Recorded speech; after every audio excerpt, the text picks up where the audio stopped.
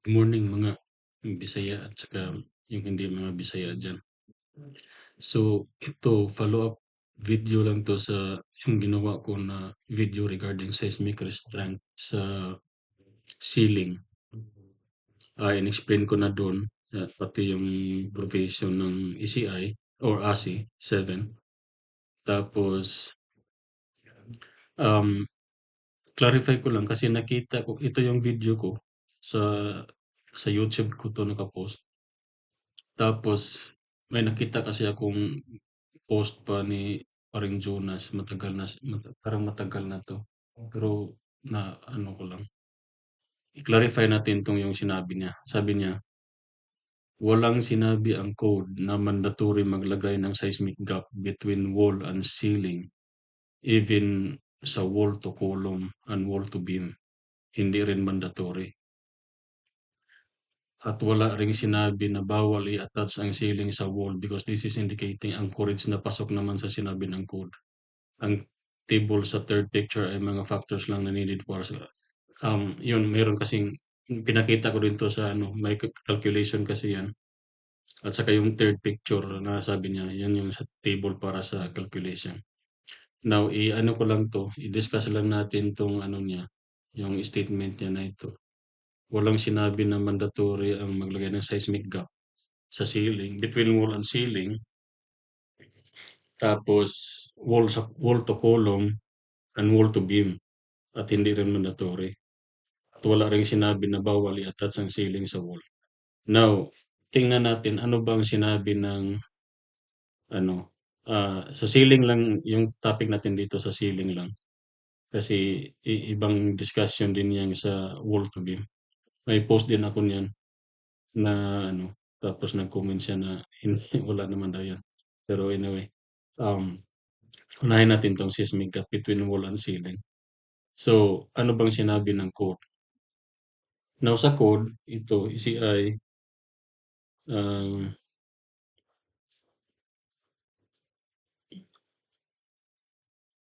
ECI,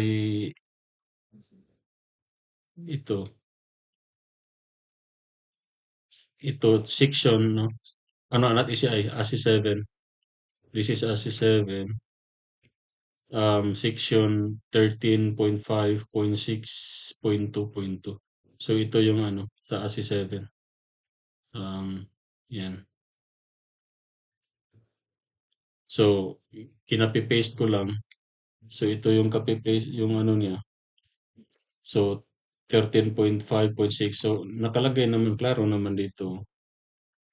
The width of perimeter, supporting closure, angle and channel should be not less than 2 inches. Tapos ito, the other end in each horizontal direction shall have a 0.75 inch or 19 millimeter clearance from the wall and shall rest upon and be free to slide on a closure angle or channel. So, yun yung diniscuss ko sa video na yung adjacent sides na halimbawa ito yung ano mo, ceiling. So, ang i-restrain mo, ang naka-attach sa wall, yung dalawa lang, dito lang na side. Tapos, yung sa kabila naman, yung adjacent side niya, dapat ito free to move at saka ito din, may gap yan. So, if ang force is in this direction, so mag-allow siya mag-move dito. Tapos kung ang force naman pa ganyan, mag-move din siya dito. So, yan yung requirements. Now, ang nakalagay din is ito, shall conform to, no, shall be designed and installed in accordance with ESTM A C635, 636 and ESTM E50 580. Now, meron akong copy sa ESTM A580 pero tingnan natin kung ano yung 635. So, kung i-google natin ESTM C635, ang ano niya, standard specification for manufacture performance and testing of metal suspension systems in acoustical tile and lay-in panel ceilings. Tapos, yung isa, ito na, yung 580. Saan ba yun? Ito. So, ang 580, yung standard practice. So ito na yung mismo yung installation, yung standard practice of installation. So ito yung pinakaano. Yung isa kasi is testing lang ng mga material na ginagamit for ceiling. Pero ito na yung guideline for installation na mismo sa ceiling. Now, kung titingnan mo yung ano, dito sa baba, meron siyang mga diagram. Now, ito yung sample na ano, ganito din yung layout na ano na nung sa video na diniscuss ko um ilang linggo or ano ba, ilang days na ba. So meron akong sample kung paano namin ginagawa yung design ng ceiling restraint. So ito din yung ano, parang kung titingnan mo ito, EE, no? Section EE, yun yung ano, yung lateral bracing, yun, di ba? Yan. Tapos mayroon yung gap, ito 3/4. So, um, ito yan. So, ito yung ano, layout ng ceiling. So, ah, so ito na yung ceiling layout, acoustical ceiling. Tapos, nandyan, depende, yung spacing ng ano, it could be your spacing sa vertical support, mga ganyan. Depende na yan sa design. So, na-discuss din yan sa video natin. Tapos, itong ano, may mga X na circle. Yan yung ano, yan yung layout ng seismic restraint. Kasi yung seismic restraint may sample calculation tayo dun sa isang video ko kung paano i-design yung spacing niyan base sa ano gauge 12, number 12 na tie wire. So ito yung mga cross section niya. So meron siyang mga distansya ito sa one side so AA. So sa AA, ang ginawa niya is nakakonect yung ah, runner sa angle. So, saan ba 'yan makikita yung AA? So, dito, 'no, sa AA.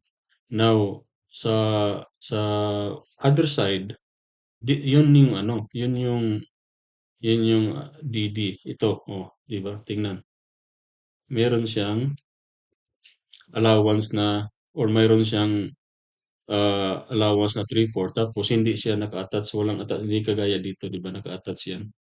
Dito wala. Kasi yung other side nga dapat free to move yung one side. So, ito naka-restrain siya dito, pero dito free to move siya. Now, sa dito naman na section, yung BB is meron din siyang ano, meron din siyang fastener. Naka-fasten din yung metal runner. Tapos, ang sa kabila niya na side is ang CC, di ba? So, ang CC, ganun din. Walang restraint. So, yun nga, yun yung sinabi ko na i-restrain mo lang sa two adjacent sides, tapos yung kabila na side yan, free to move yan.